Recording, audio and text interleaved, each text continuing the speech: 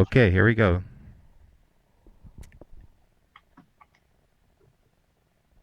And you are good. Okay. Good night. Good evening, everybody. Hope you're doing well. Hope everybody's holding up under this crisis. There's a lot of craziness going on in the world right now, and everybody's trying to figure it out. I am constantly going through my Facebook feed, listening to everybody's points of view, and it's really interesting to see the diversity of opinion out there in the world about what to do. Everybody's got an opinion. In one sense, that is a blessing because we live in a country where you can put your opinion out there, where if you want, you can rent time in a radio station and say whatever you want. You can write something and publish it yourself or get somebody to publish it. You can write a letter to the newspaper and no one's coming back at you. So be thankful for that and try not to get angry when people post things that are not to your liking or the way you think. That's the beauty of the place. So one of the things we did last week was talk a little bit about some of the positive in the world and also some of the things that we need to fix. And I'd like to continue in that vein this week. We are Third Sphere Radio, and it's a portion of Third Sphere Productions. We are going to be on now in the future every Wednesday night at 8 o'clock. So there'll be guests, there'll be interesting commentary, there'll be some information. I'm going to try to avoid the stuff that cable news is covering.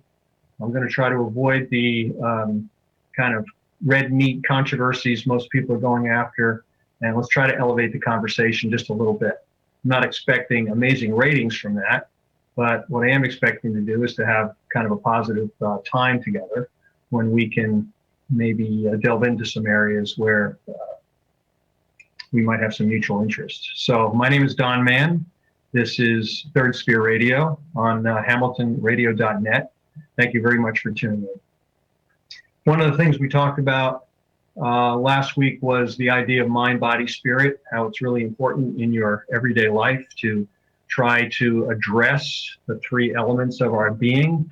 Our mind, which needs constant churning and information flow and solace and all sorts of things to develop that. Our body, which needs obviously a good diet and good exercise and a positive outlook on how to manage that. And it's very difficult, obviously, in this moment where we're trying to figure out what kind of face mask we should wear, where we're trying to figure out where the kids can go, what you've just touched, all of the new parameters that, frankly, a lot of people, including me, to some degree, I was conscious of this before this epidemic. I was somebody who would always go into a restroom and then not grab the handle on the way out after washing my hands. I always, just thought about that. But now everybody's got to live that way. So anyway, taking care of our body is certainly an element of this psyche that we want to develop. And then lastly, the spirit. Now, there's a lot of people who don't like one particular religion or another, and I'm really not here to have an evangelical discussion, but I am here to have a discussion about things that are good for your spirit. And that could be something that's religious, that could be something that's psychological, that could be something that's meditative. And I hope that maybe you find something that you want to try. Taking care of our body is certainly an element. So we're going to have three guests on tonight. Two we had last week or 2 weeks ago. Jim Gwyn, the poet, will be on again to read one of his poems and to chat for a bit. Pastor Paul Jeans will be on, and we'll have an interesting conversation with him. And then a good friend of mine, Brad Zimmerman, will be on with his some of his discussion points that he uses in some of his shows. So I'll give a proper introduction to those people before they come on the air. One of the things I talked about last week as well was, obviously I don't want to be in a mode of just pitching my material, but it's a point of interest for me. I wrote this book called Hang John Brown. It's on Amazon.com under Hang John Brown by Donald Mann. You have to put that whole line in order for it to come up on Amazon. Hang John Brown by Donald Mann. And it's a very interesting point in American history. We talked a little bit last week about reconciliation. I think it's really important that we get past and try to find a positive way to get past some of the racial issues that we have in our country that just continually flare up. Terrible things happening, terrible things have happened for a long, long time. And we just need to get past that. We need to fix it. And there's people who need a lot more work than others, and there's people who just don't even want to think that way.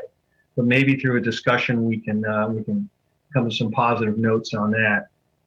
And that was one of the reasons why I got involved with writing the story about John Brown. I thought he was an underrepresented character in American history. A lot of people talk about America as a racist nation. And I don't believe that. I believe that we have racial issues. I believe that we were founded on all men are created equal, and we made a terrible bargain when we signed the Constitution and the Declaration when we allowed slavery to continue. And that was a bargain that was made with the people of the South who had to sign that document to allow that continue. And that continued for, roughly another 80 years or so when the war started and a proclamation was made to emancipate by Lincoln. Lincoln then was killed, and the people that took over were not so thoughtful about slavery. They let things run rampant during Reconstruction. The Reconstruction period was another 40 to 50 years of pseudo-slavery when people were technically free, but not really. They were caught up in a system that was revolving around sharecroppers and a lot of discrimination, inability to vote, economic discrimination. Terrible things happened, lynchings, the bombing of Greenwood, Oklahoma. I could go on and on, the list goes on, and maybe at some point we need to cover those things in detail.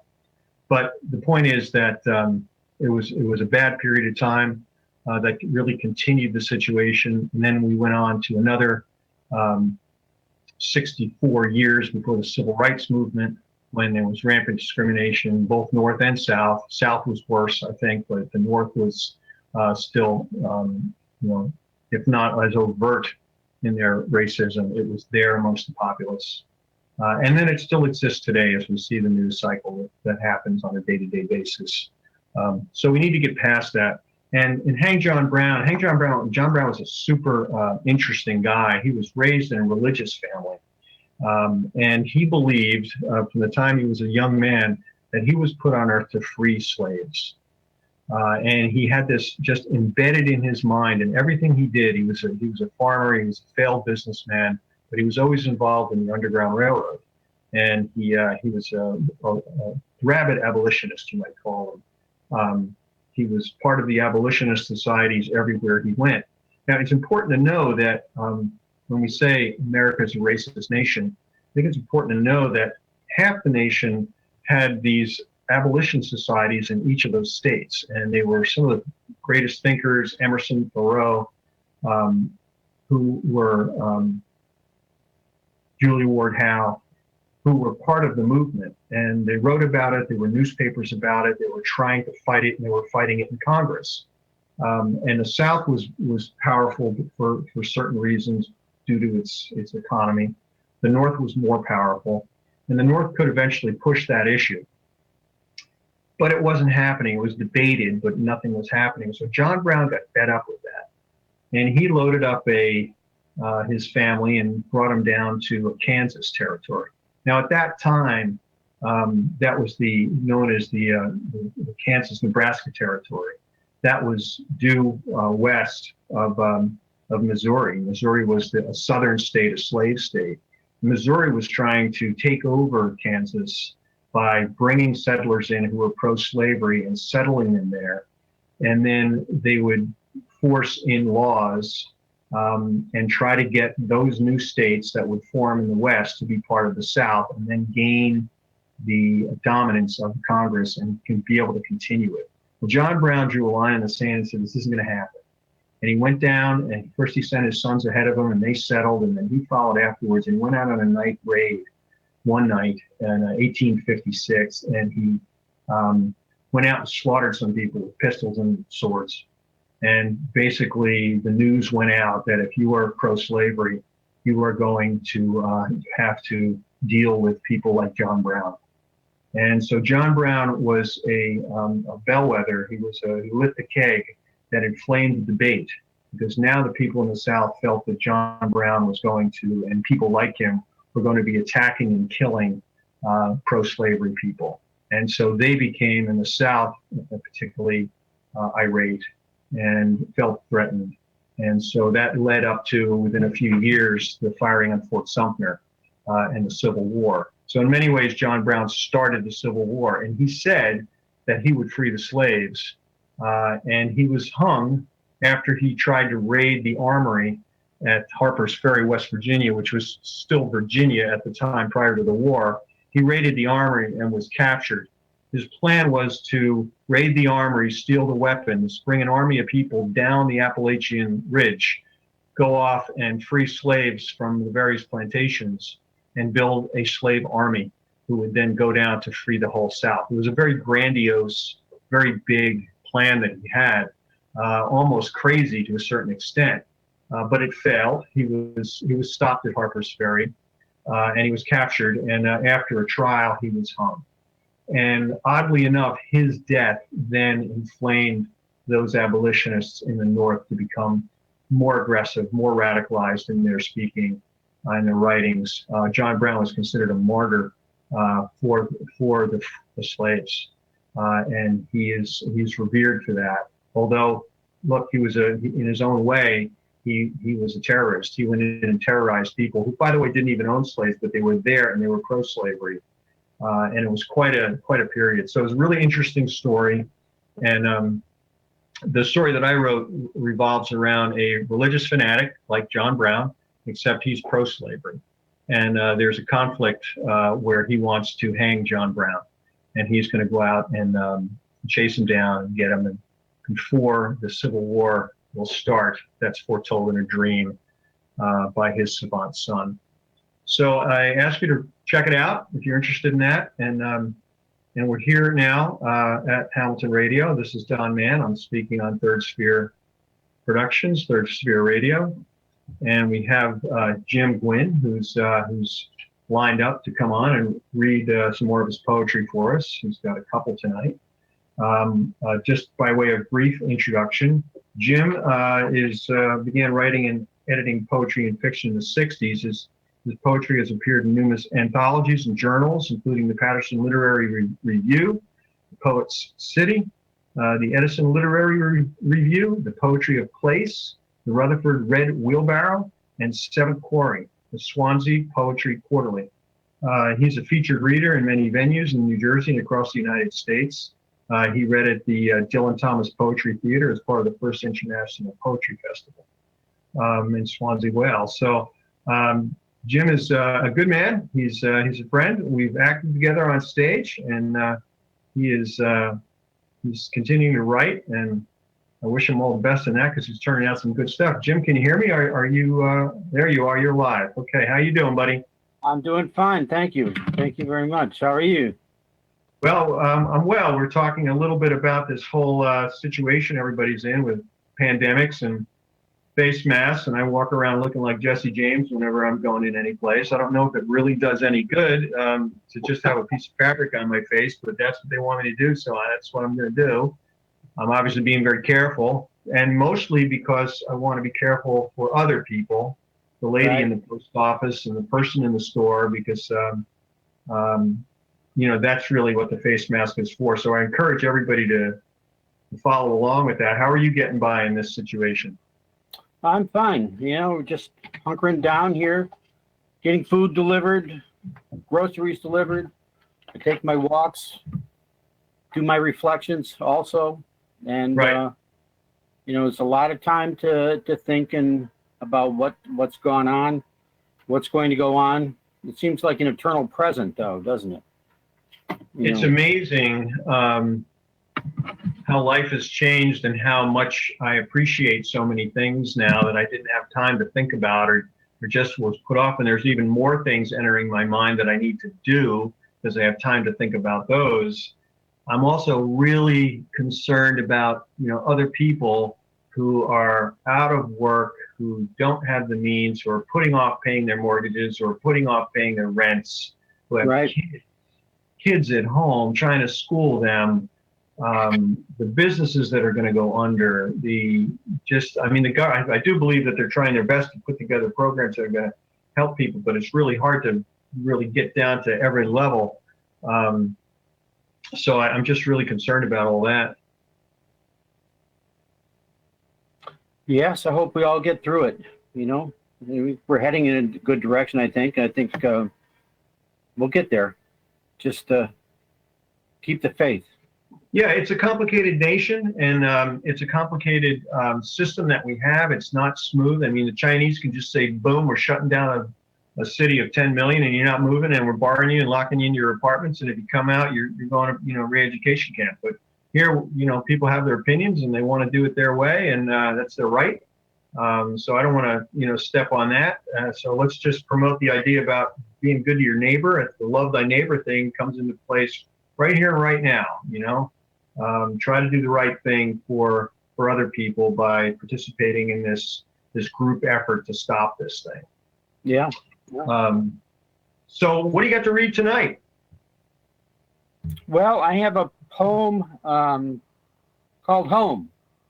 I guess since home is on our minds a lot, this is a poem not about the home that I live in currently, but about the house where I grew up. I grew up in Western New York, in a house that still exists. It still is there.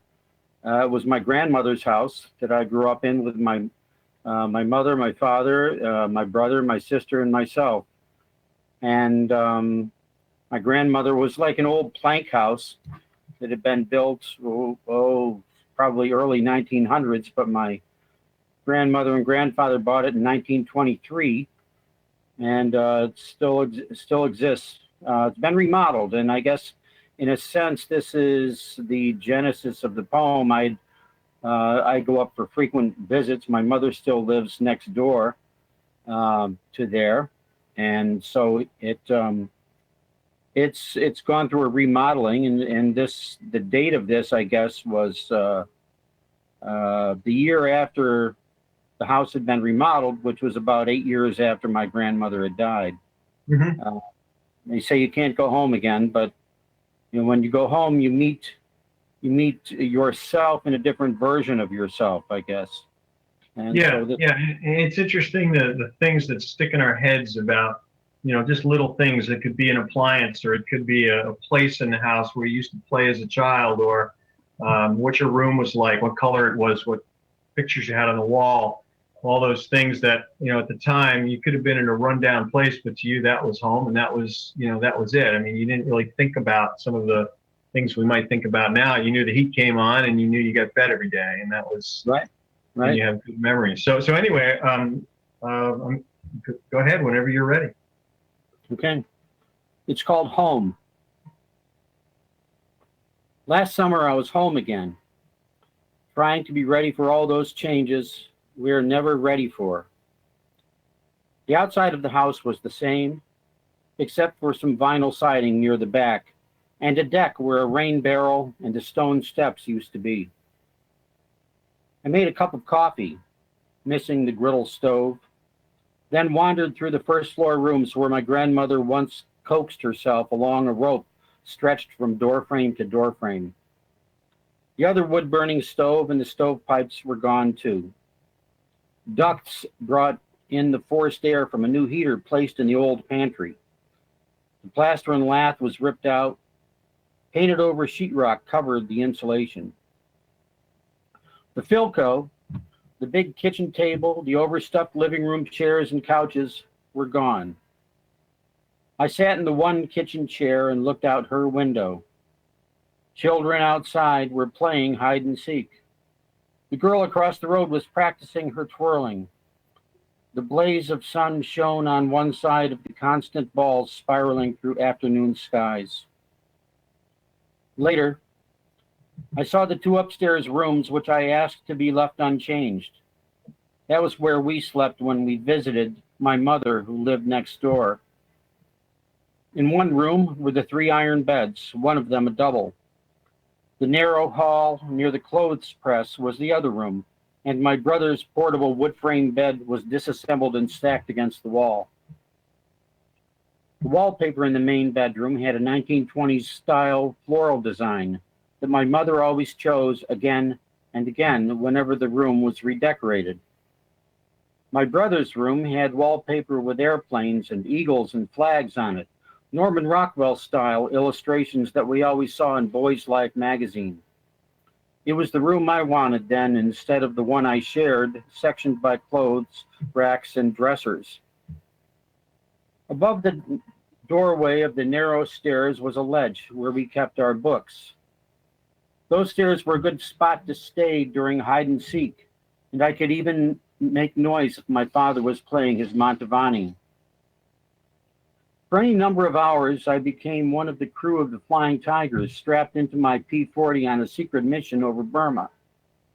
I was just as easily John Carter of Mars as I was Bomba the Jungle Boy.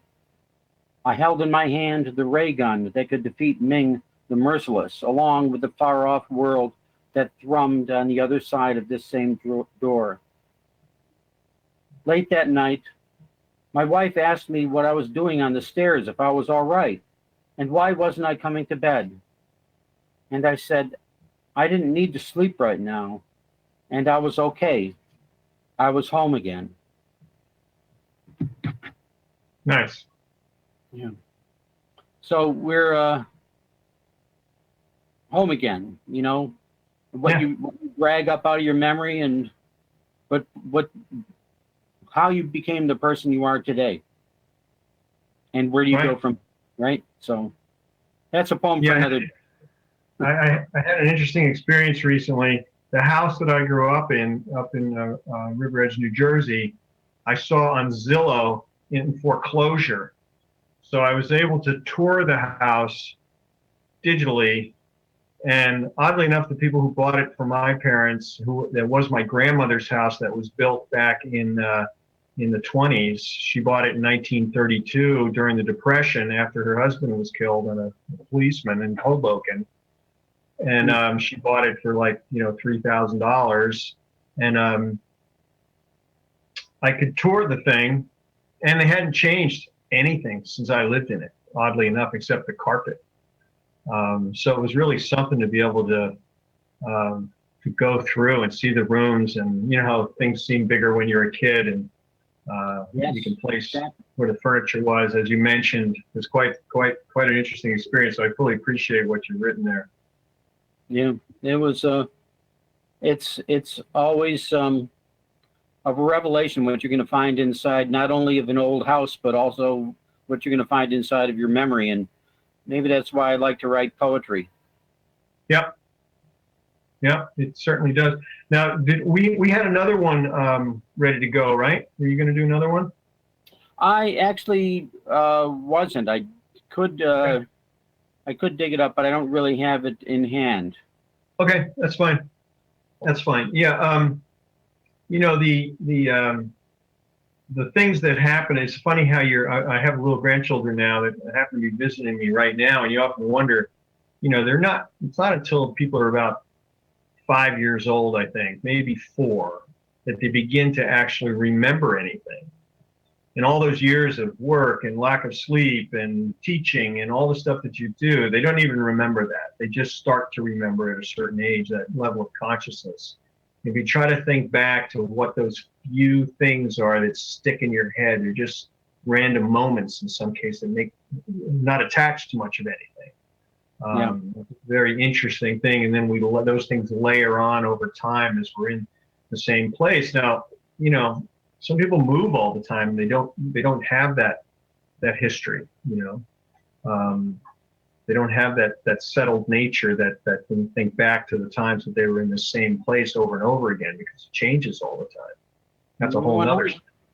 When I was younger, I moved quite a bit because I just wanted to see a lot of things. It was a You were time now. to move. Yeah, and now I've sort of settled down.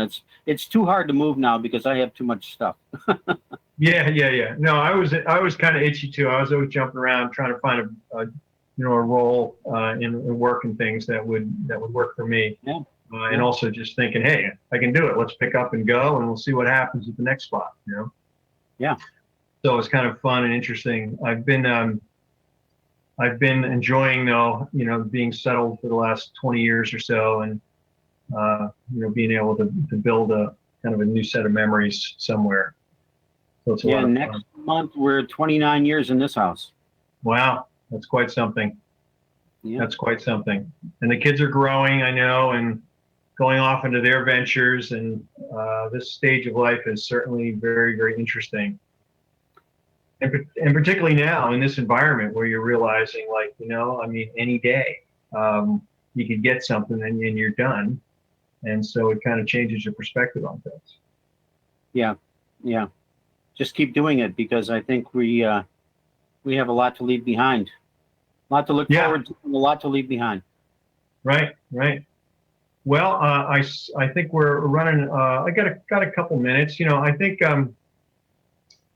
one of the topics that we're talking about here is mind, body, spirit, and trying to ask people to try to address those things. So I think that the conversation, the poetry that you're reading, and some of the ideas. And I mean, just for a brief minute, do you have any recommendations for people who might be listening who might want to start to write? I'd say start with something that feels true to you. It's something that will nourish you.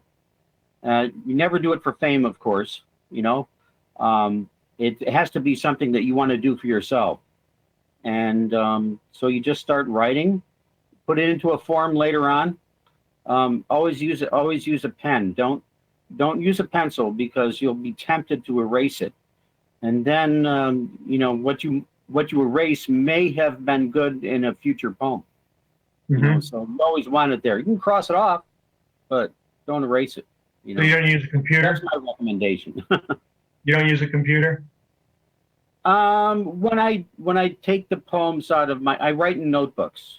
Mm-hmm. I have a lot of notebooks that I write in, so I take them out of the notebook into the computer. I'll revise on the computer. Mm-hmm. So that becomes the more permanent solution. But then I guess Paul Valéry, who was a French writer, who said the poem is never really finished; it's only abandoned. Right. As a matter of fact, I made a few changes to the one that I read tonight, and this is a poem that I've had in my. It's been published 10 years ago, Mm-hmm. but who knows? Yeah, that's kind of like there's really no great writers. There's only really good rewriters. Well, you're constantly reworking it, trying to fix it, and go. Few people write something down the first time and it's ready to go. You've got to adjust it, and fix it, and rework it, and organize it, and rethink it. I can't imagine what I would do without cut and paste on. Sometimes entire paragraphs come out and get slapped somewhere else in a story. It's just the way it goes. One of the things that Walt Whitman says, that in order to have great poems, you need great audiences. So I thank you for the opportunity to bring this poem to your audience. Yeah, great. Well, we'll keep it up. It's I think it's a great addition to the ideas we're trying to talk about here. And thank you so much for coming on again. We'll be in touch. And I see Paul Jeans is sitting there ready to go. So if Ruben, if you would unmute Paul, and good night. Thank you, Jim. Appreciate it. Good night. Take care. Thank you. Okay, and we have Paul Jeans coming on. Paul's the rector of Trinity Church in Princeton. Ruben, if you would unmute Paul. Okay, Ruben, if you would unmute Paul. Paul is mute. Okay, we're working on a technical difficult. Oh, there he is. He's back. I unmuted Okay. me. There we go. Perfect. There you are. Were you muted or did they mute you? I guess I was muted. So Okay. I just unmuted. I just hit the button myself and did it. So that's good. You should never mute a minister. I've learned that. My gosh. We should probably be muted more. But anyway. So you've been doing some really great stuff with Frederick Buechner. Yeah. Yeah. Any chance So- that you want to talk about him for a minute? Sure. No, I really like Buechner. And I've been taking the journey through his book. It's called Wishful Thinking, A Seeker's ABC. And what I like about the book, it's a little trip through the alphabet, and it will talk about angels and blessings and Christ and the devil, and just go through the alphabet in that sort of way, in little snippets, so you can read one at a time if you want for a daily devotional, whatever it may be. And I just am so fond of his writing and his theology and his spirituality, because it's very real. And it's not like this sort of unattainable faith, but I believe he approaches a faith in a real and approachable way, which I find very appealing to me. And he leaves some room in there for your own questions and your own doubts or whatever that may be. And you can sort of get in there and wrestle with the faith a little bit. It's not like this is the way to believe and this is what you have to do. But I really like that he goes, let's wrestle with it. Let's let the Spirit work in us and see what happens, which I find, which is attractive to me. I like it very much. Yeah. Yeah, I think it's great, particularly for a forum like Facebook and YouTube, where people may be tuning in who wouldn't necessarily go to church or pick up a book or think that way. Maybe they weren't brought up that way. Maybe they haven't been exposed. Yeah. And I think I've been having, I posted something on Facebook the other day, thank you God for this day. And I never thought that would have created such a controversy. But people are coming on at me with saying, like, what are you thanking? Why God bless America? Why this? Why, like, God doesn't just bless America. Why are you thanking God for a day? God doesn't exist. And I'm like, dude, Right. No, I mean, that's so funny how this, because a couple of my posts, I mean, the thing that you're discovering, I'm discovering when you begin to post on Instagram, Facebook, YouTube, it's open for the world to see, and it's open for the world to comment. And I'm like, right. Holy cow, I didn't expect that. I'm Right. just like, and then there's all this sort of conversation that happens and goes on.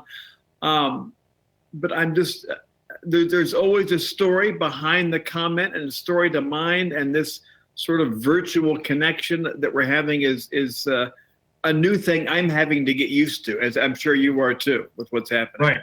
Right. And when you put something out there and you offer it, and it's there for anybody to comment on and say, thumbs up, thumbs down, you're an idiot, and you're like, oh.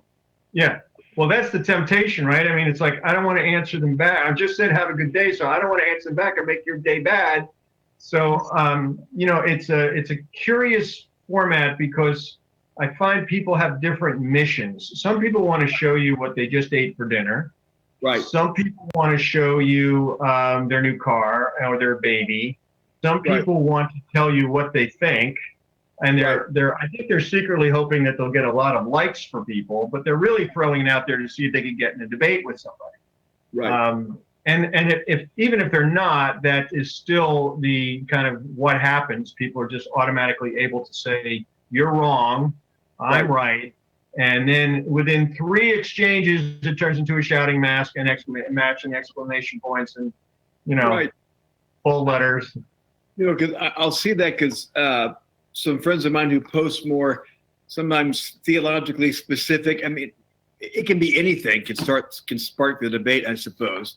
But sometimes, not often, but I'll click the read more, to see the dialogue that happens or the exchange, and I'm like, holy cow! I mean, what's happening here? What's this debate about? What's this conversation about? And it's just a pointing fingers, and it's just sort of some venom and some spewing and some I'm right and you're wrong, and I don't sort of get that kind of exchange. Well, particularly with Christianity, when you get on with that, there's a lot of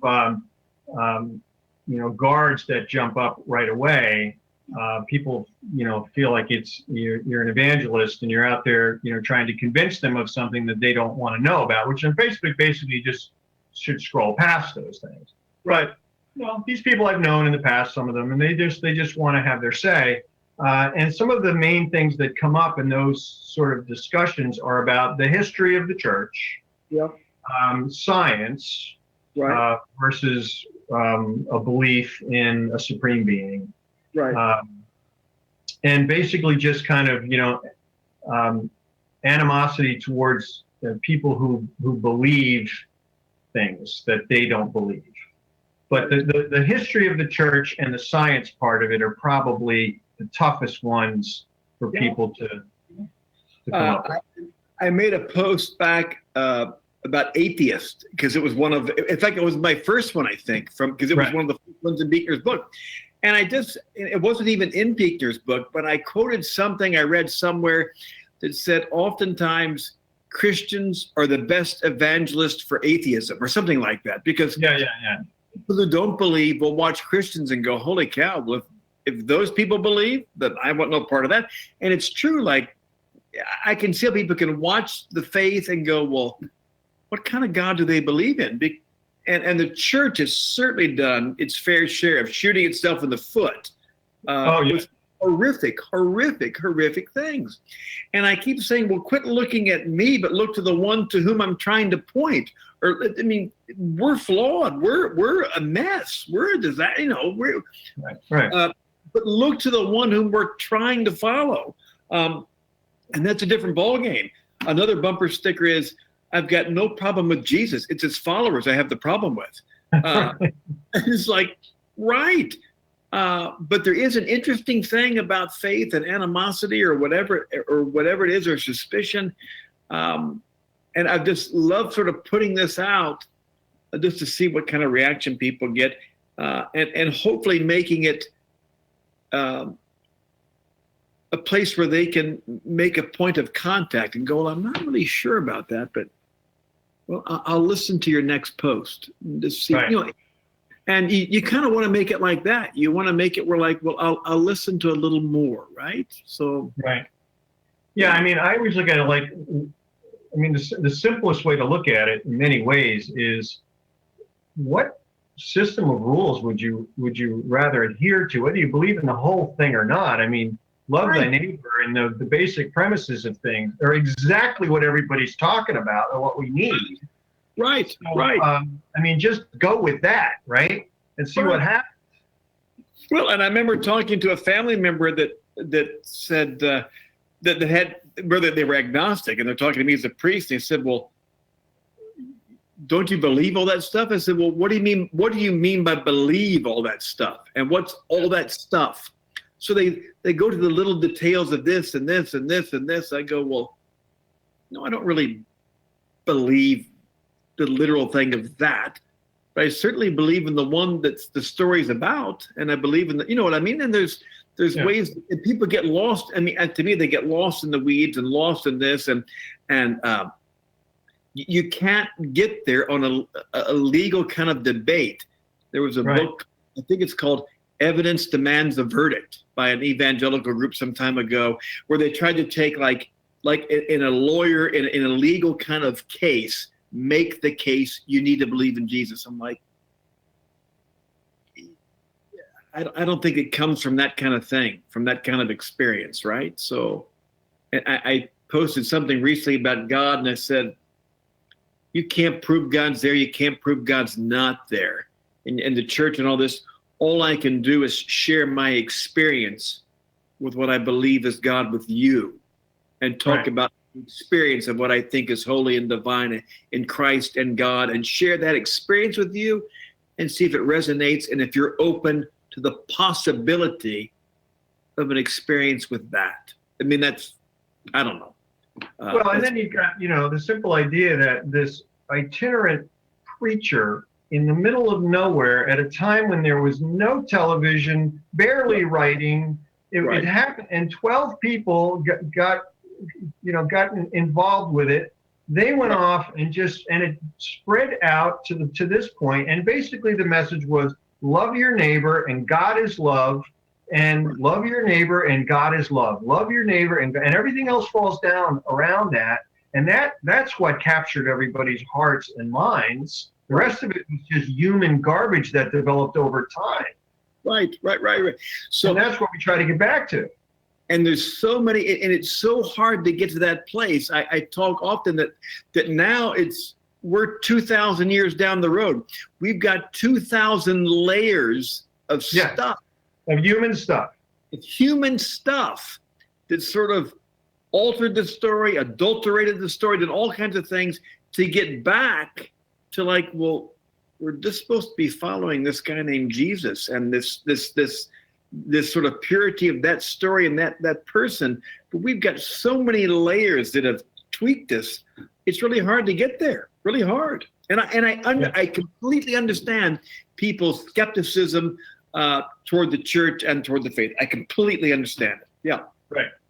Yeah. No, I mean, all you have to do is, read about the history of the actual institution itself. And there's so many human things that happen, which is actually, in a way, just reflective of the facts that humans were running it. Humans were, in some cases, they weren't even trying to be religious. They were just trying to run it. Right. I just talk. I mean, it wasn't that long ago when we were when Christians were burning other Christians at the stake, and you're going, well, where is that Christian value? I mean, it's crazy, but it's an insanity. It is literally, the word is crazy. It's an insanity. It's an insanity that human beings, I believe, they get caught up in these cycles, where they just kind of get stuck in a cycle, and it leads to a mania that then leads to these outbreaks of whether it's pogroms or whether it's Holocaust or whether it's the religious, the Inquisitions or the wars or whatever it may be. It's like we have this psychic need to lock in on something and go nuts for a period of time. And that's what we need to break out of here. Yeah, and I just oftentimes when I get with some folks, and there's no debate. I can't debate people into believing. It's just and people love to debate and love to prove you're wrong or love to prove whatever. And we can't.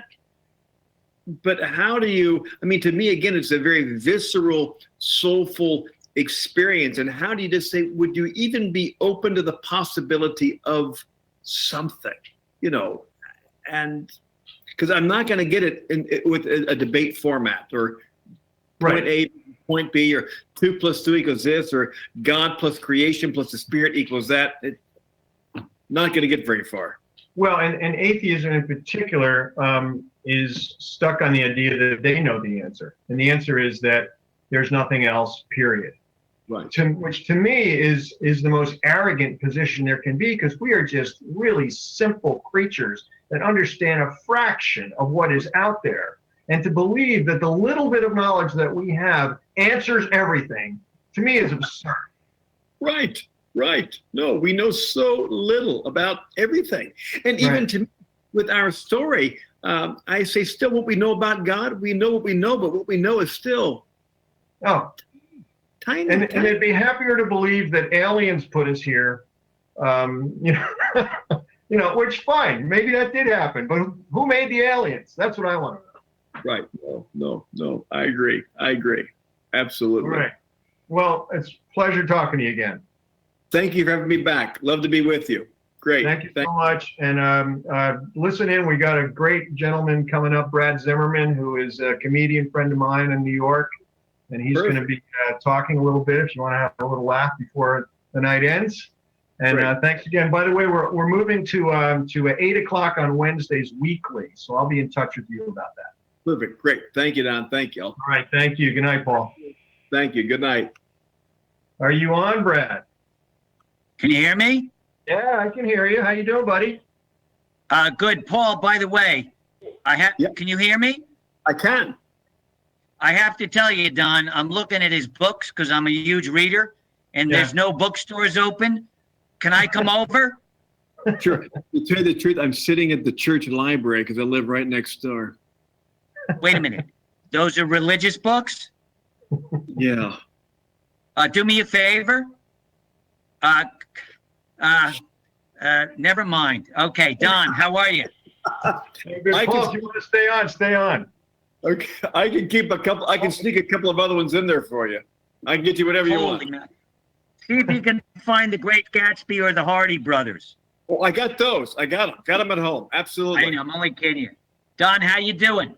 I'm good, Brad. Brad and I know each other. He grew up and went to the same high school that I did. I really didn't know him during school.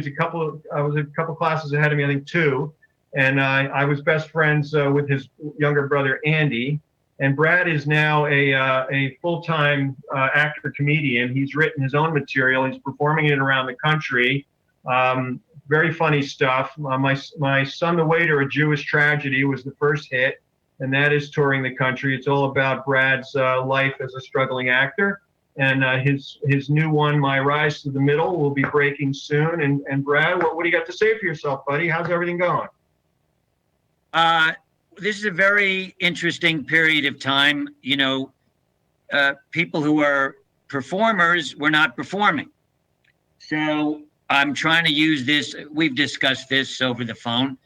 I'm using it to be productive. I wrote today. I rehearsed today. I started this YouTube channel, which I'm really excited about, where each week I do a little something called A Bit of Brad. So that's been really, I'm not a good tech guy, so I'm scared that at some point if something happens, you just do my material or something like that. Okay. But the reality is that, Don, who knows when we'll be performing again. So staying on top of it every day, because a word that somebody used is weary. You can get very weary from the repetition of the same thing. So how do you make a day really rich?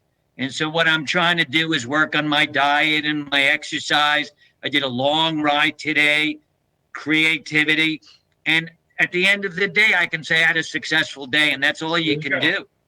That's what we're talking about here, Brad. Mind, body, spirit. Work on your mind, work on your body, work on your spirit. And Absolutely, Don. do that for people. What?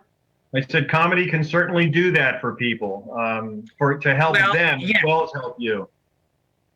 Yes. How are you doing?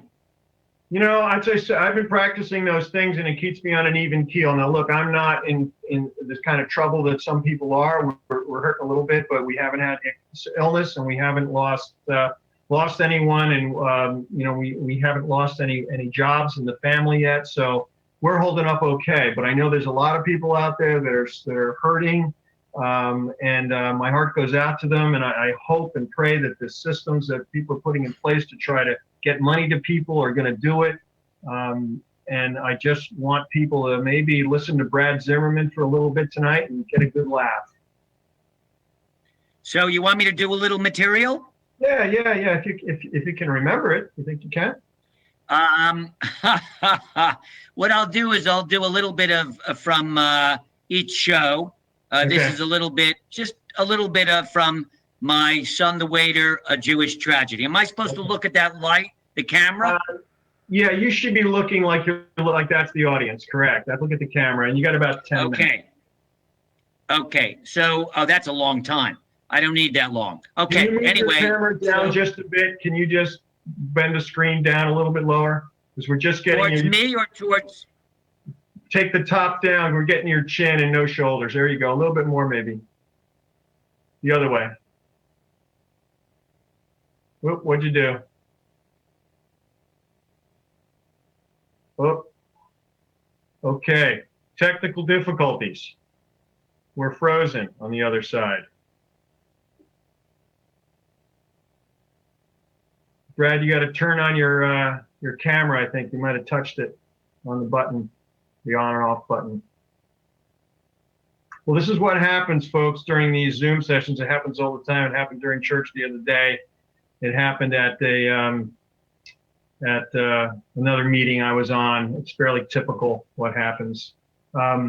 So just to give you a little bit more information on Brad, Brad struggled as an actor his entire career. He stayed in New York and continued to work towards becoming an actor. And he got some jobs and he did some work. He wrote some comedy for Carlin and opened for Carlin and did some things for Joan Rivers. But it never hit the level that he wanted it to. And it was only in his in the last couple of years, like the last 4 or 5 years, that his material has been getting out there. He's been traveling around doing this show, My Son the Waiter, A Jewish Tragedy. Oh, he's back. Oh, turn your speaker on. I see you, I can't hear you. Can't hear you yet, no. Speaker's off.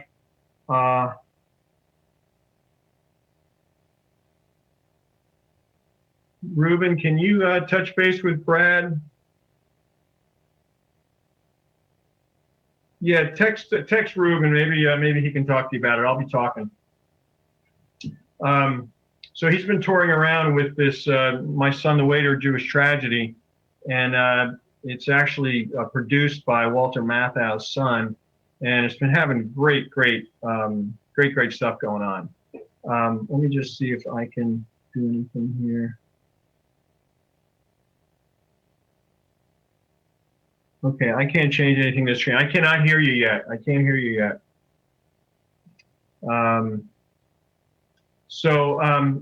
It's been a fantastic run for him, and now he's working on his second show. Some of the materials on YouTube already. My Son the Waiter, A Jewish Tragedy, and I saw it. I've seen three times in New York. It's some funny stuff. He's going to call Ruben right now and see if they can figure out what's going on. So in the meantime, I'll talk to you about this the second book that I've been reading. It really enlightened a lot of things. I mentioned it briefly last week, and that was this book, American Prison. Really fine book. Brad, are you on yet? No sound. All right, let me try this.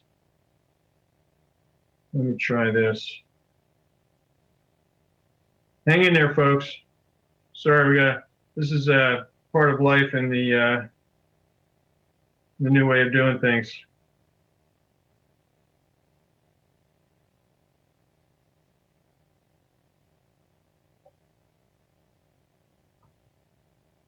There he is. Hey, how you doing? So is there a mic or a mute on your camera, on your unit? Are you on a computer? Okay, at the bottom on the. Okay, so how about your speaker button? Is that on? I'm sorry. Okay. I'm sorry. No, that would be. So you're saying your mic is on. All right. Why don't you just try to reboot completely? Sign off and hit the link again and start over. Yeah. Go ahead and leave the meeting and then redo it. All right. All right. Okay.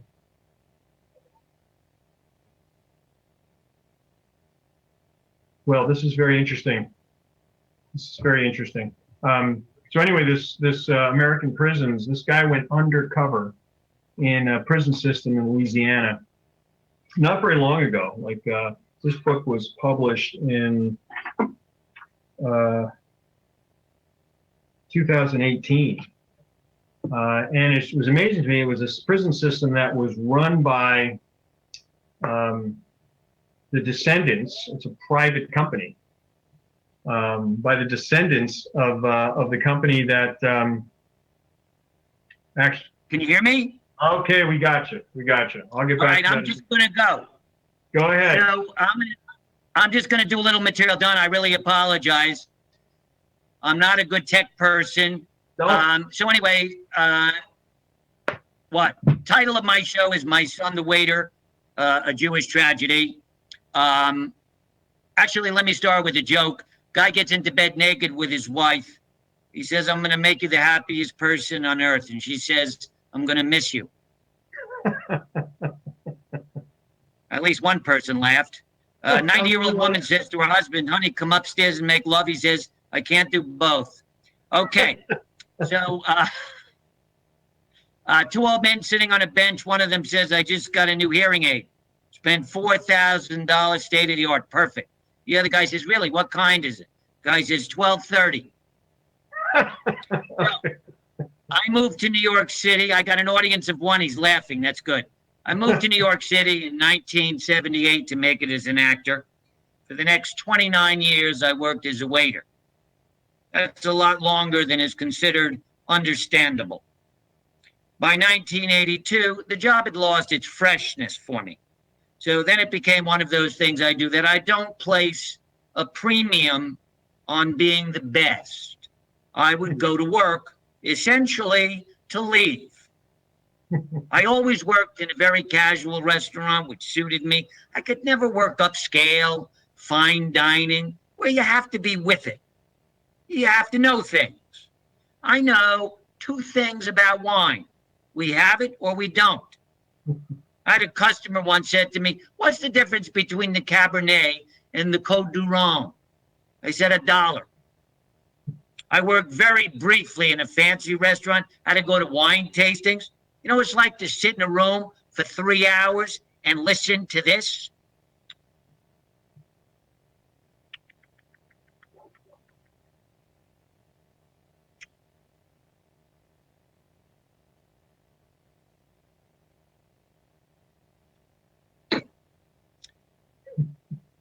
Does anybody here taste raspberry? Isn't it interesting? It's so heady and generous. Such a perfect measure of balanced acidity to support the fruity flavor, don't you think?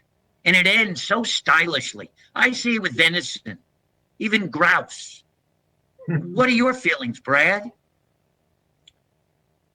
I feel abused and completely uninterested, with a perfect measure of utter contempt for those who are. And with a finish that is long overdue, I think this would go great with a colonoscopy. I was at work one day. Guy walks in, he starts flagging me down.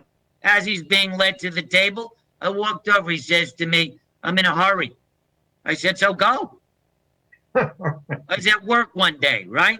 3 minutes to midnight. We close at midnight. No one in the restaurant. The door opens. It's a customer. I see the manager walk up to the customer. I'm thinking, don't you dare. Not only does she seat the customer, she does it with a smile. I walked up to the customer. Hi, my name is Brad. I'm going to be your waiter. Let me tell you about our specials. Soup tonight is tomato, basil, or gazpacho. Next time you walk into a restaurant that's empty and about to close, do the right thing. Turn around.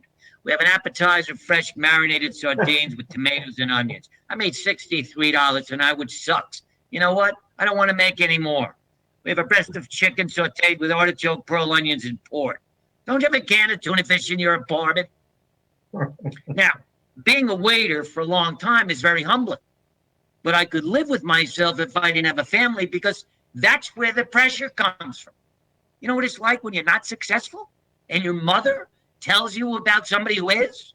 Did you know that Jack's son just sold his business for $90 million? I didn't know that, but I'm glad she told me, because otherwise I wouldn't feel like shit.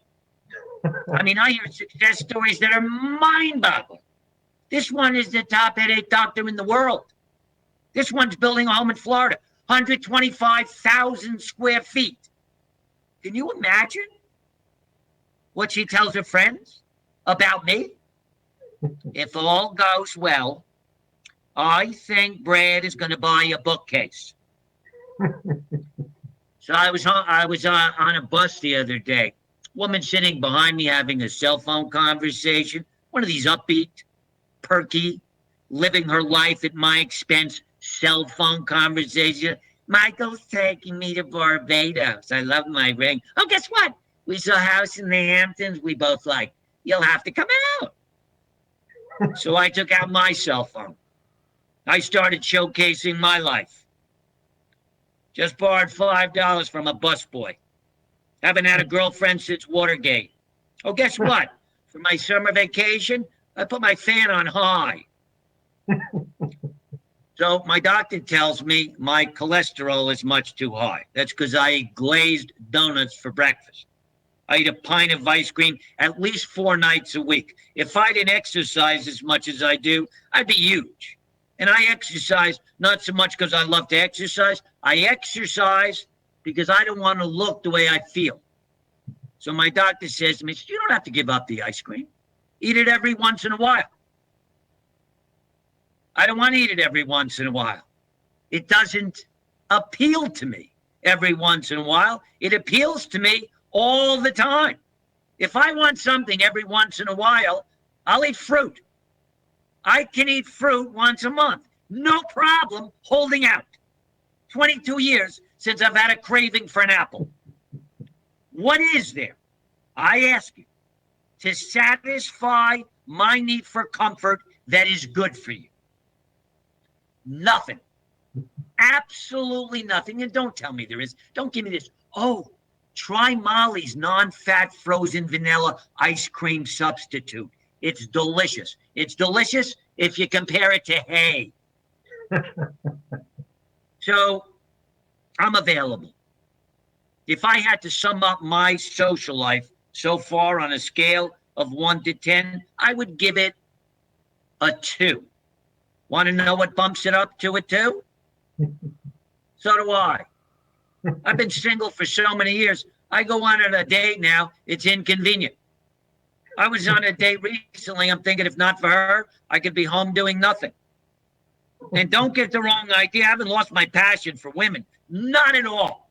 I was on a subway the other day. I saw a woman. She was so gorgeous. I walked up to her and told her I had a great time. Of course, I've never been on the receiving end of that kind of a tribute. Women don't tend to catcall me. Imagine what that would be like. Hey, where you going? Therapy? Wow. I love a man who looks like he just gets by. I mean, so many women over the years that I've wanted to approach. I didn't. Why? Because I assumed they'd say no.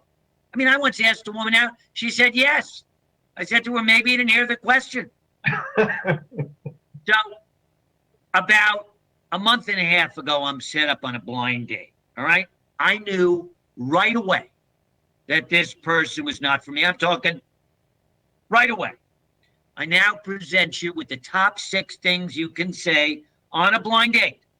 If you know right away the person is not for you. Number 6, I have a little surprise for you. How would you like your own table? Number 5, I have something to confess. On my way to the bathroom, I met someone. Number 4, listen, I know we just sat down, but I want to go home. Number 3,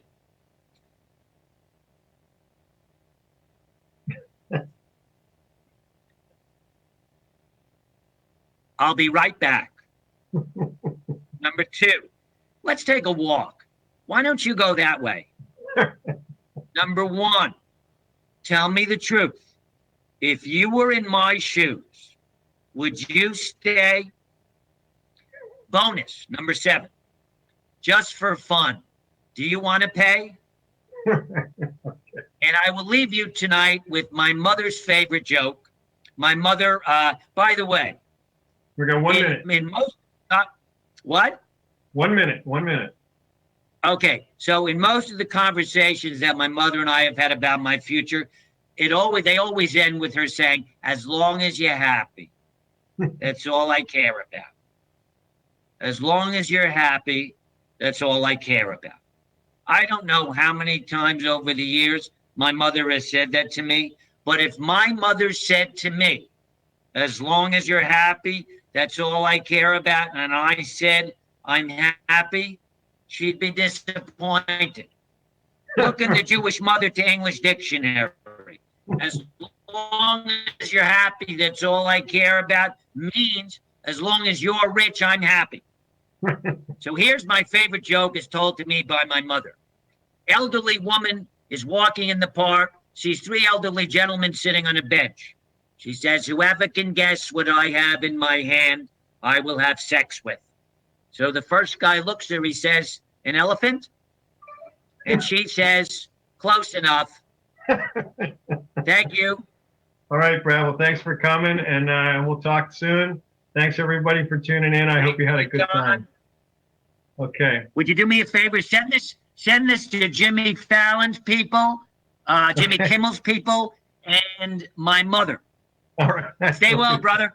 Good night. See you. Bye. Good night, everybody. Thank you.